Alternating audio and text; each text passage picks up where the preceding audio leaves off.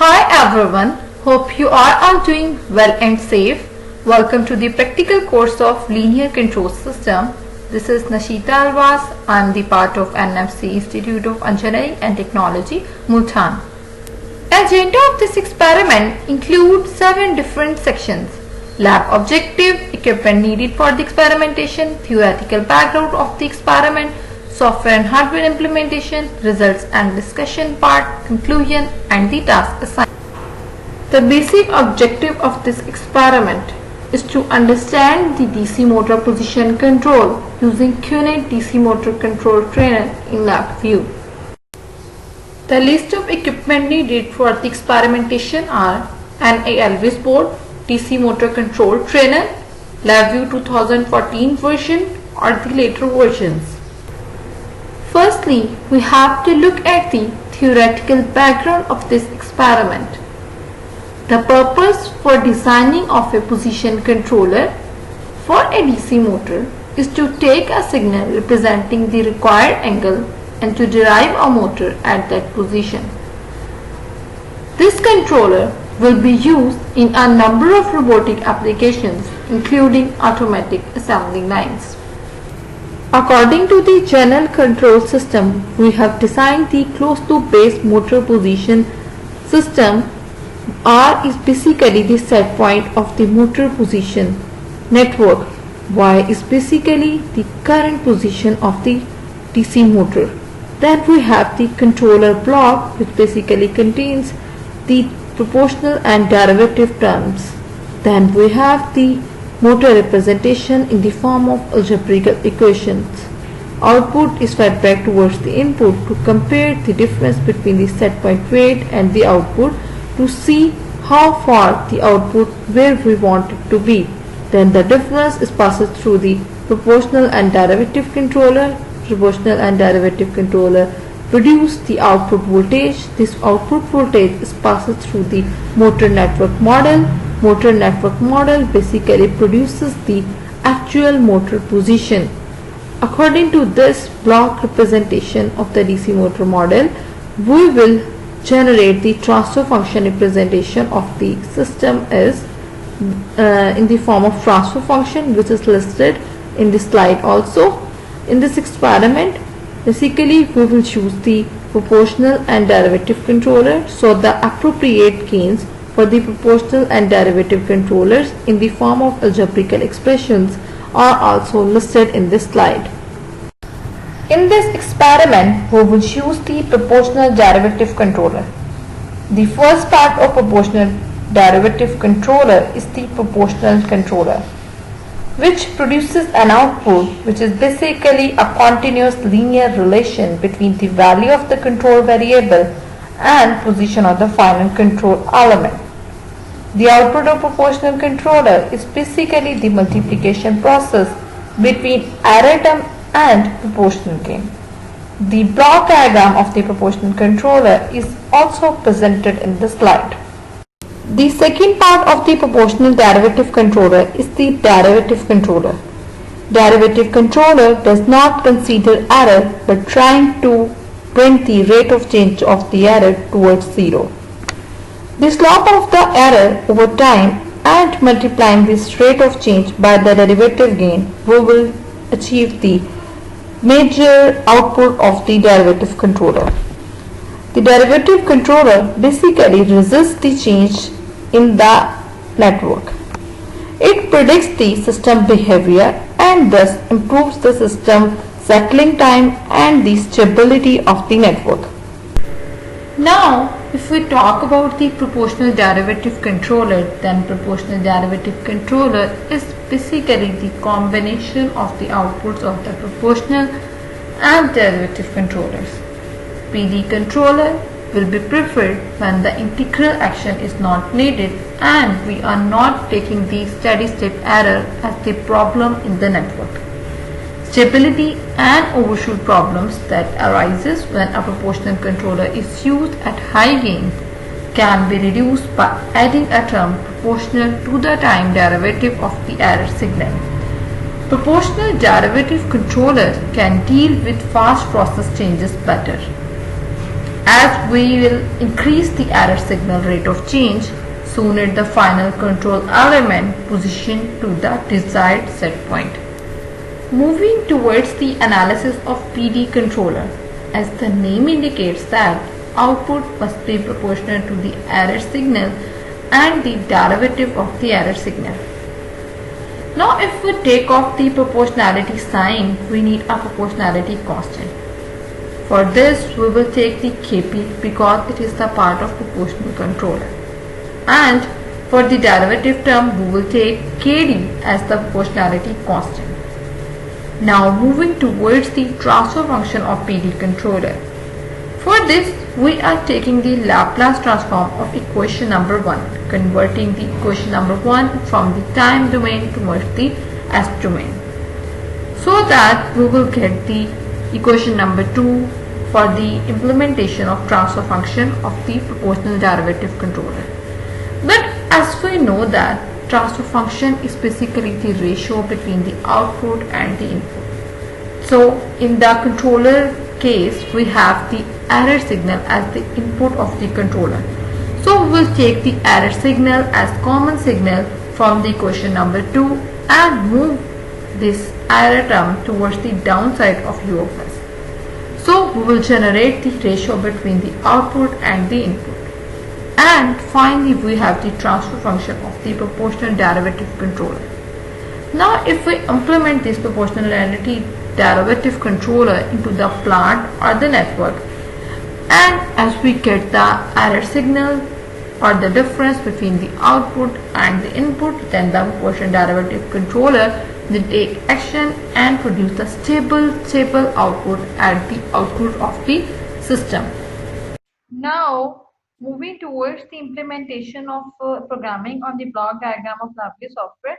From the very left hand side we will connect the icon of device, which basically shows the hardware module data coming from DC motor control trainer. After this we will place the icon of sampling rate.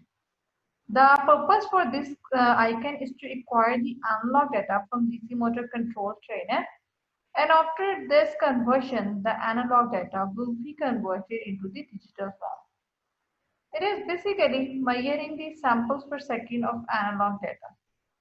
Now for taking the reference values, we will perform simulation at the start of the experiment, in which bump tests will be performed by providing the step input to the DC motor model.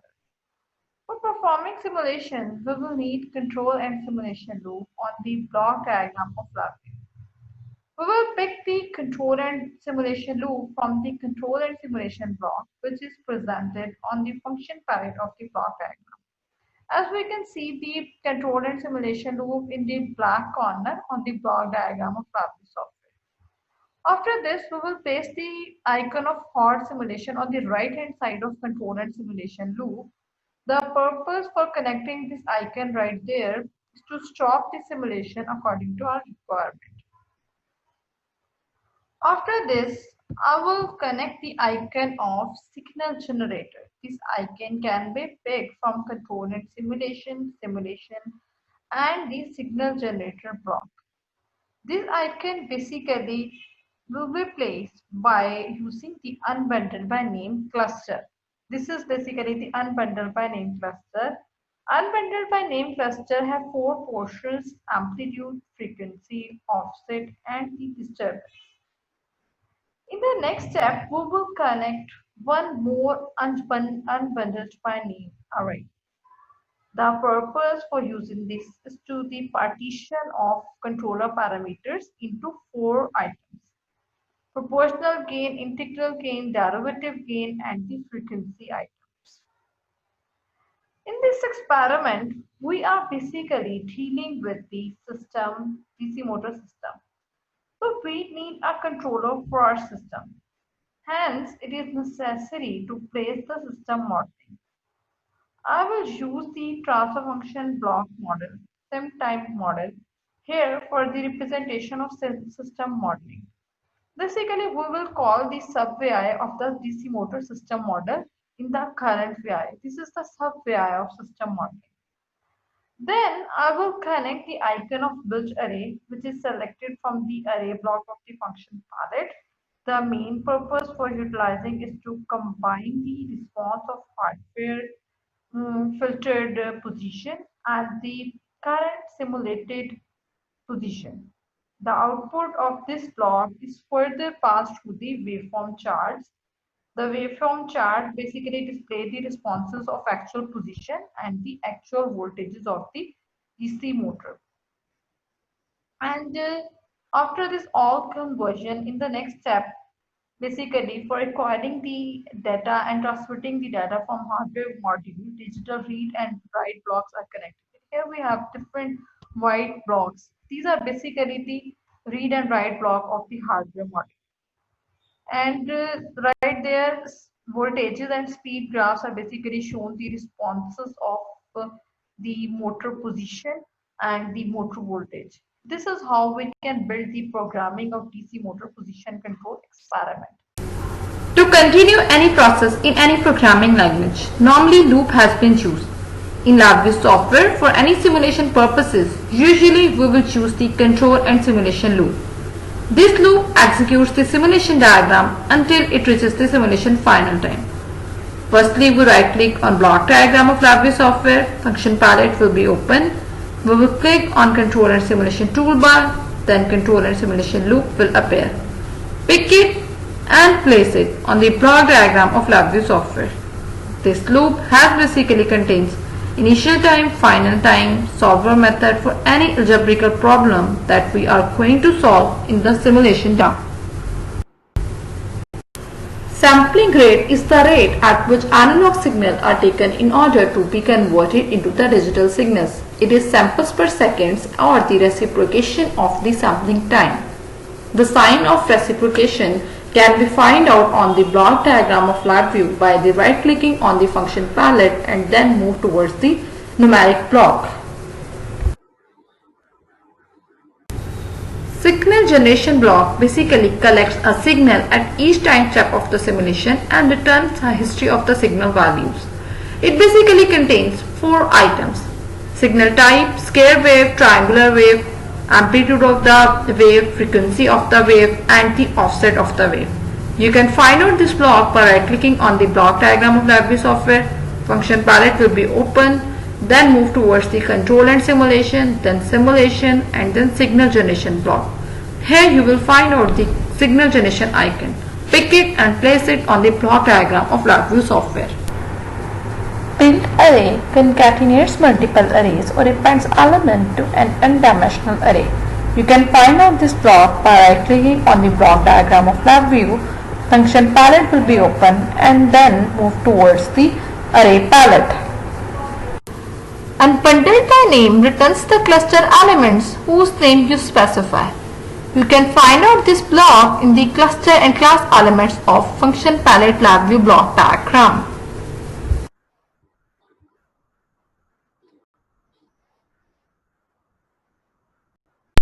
Hard simulation returns the simulation at the end of current time step.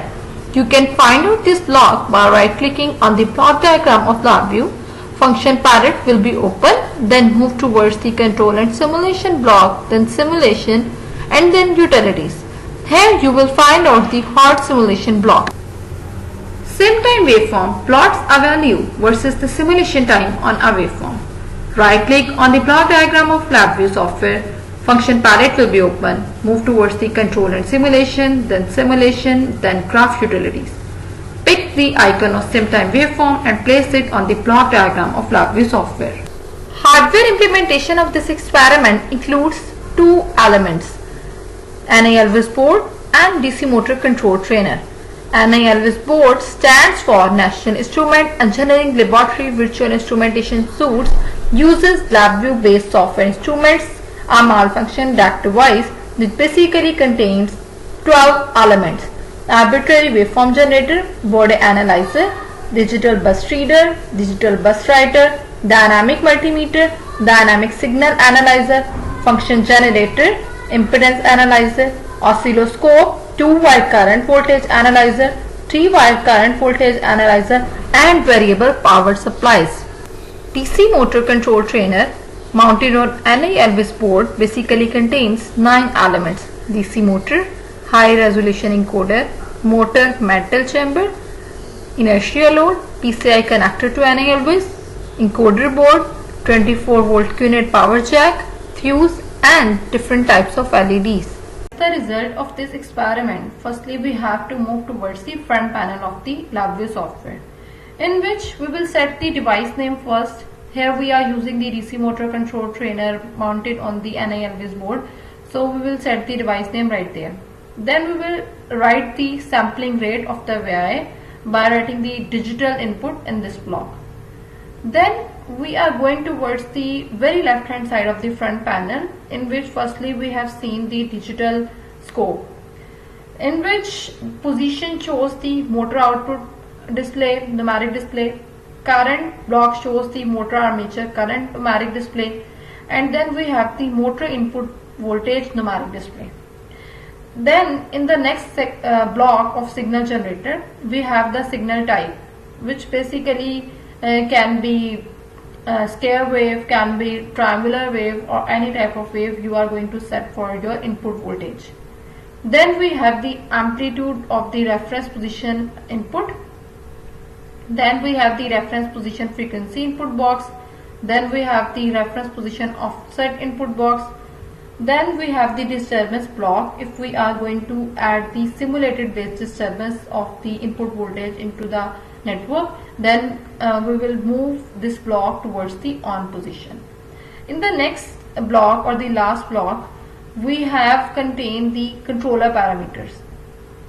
KP stands for proportional gain. We will write the proportional gain value in this block. Then we have the integral gain, then we have the derivative gain, and the last block basically contains the controller high pass filter cutoff frequency. Then after setting all these parameters, signal generator parameter and controller parameters, we will move towards the waveform charts, in which firstly we have the position waveform chart, scope with reference in blue and Maillard in red motor positions. And then we have the voltage waveform chart, which basically is the scope with applied motor voltage in red color. So this is how we can analyze the result of the DC motor position control on the front panel of the LabVIEW software. In the first case of this experiment, firstly we will set the elements of signal generation block, which basically contains the signal type, amplitude of the signal, frequency and the offset. After setting the signal generation parameter, set the control section parameters. Kp value is equals to 2.0, Kd is equals to 0.20, and check the response of DC motor position. From these graphs, we can analyze that by using the proportional and derivative controller, we can easily control the position of the DC motor. As we can see in the graph, the reference values of the position of the DC motor has been represented in the blue color, and the actual motor position has been represented in the orange color. So orange means the actual output of the DC motor position is nearly equals to the reference values. So we can achieve the actual motor position by using the proportional derivative controller. In the second case, we will inject the load disturbance on the DC motor module and check the response of it. From these graphs, we can analyze that by injecting the load disturbance into the network, the response of the DC motor will be disturbed for 2 to 3 seconds, but after 2 to 3 seconds, the Maillard position of the DC motor will nearly equal to the reference position of the DC motor by using the proportional derivative control. From this experiment, we can conclude that with no derivative action, the motor response is oscillatory and has a large overshoot. The overshoot of response decreases as the derivative gain increases. Tasks assigned for this experiment are listed in this slide. You have to complete these tasks before the commencement of your next week lab. Write down your experiments in your notebook and share the scanned copy of work with me through Microsoft Teams. This is all from my side. You are welcome to ask any question related to this topic. Thank you very much for listening to me.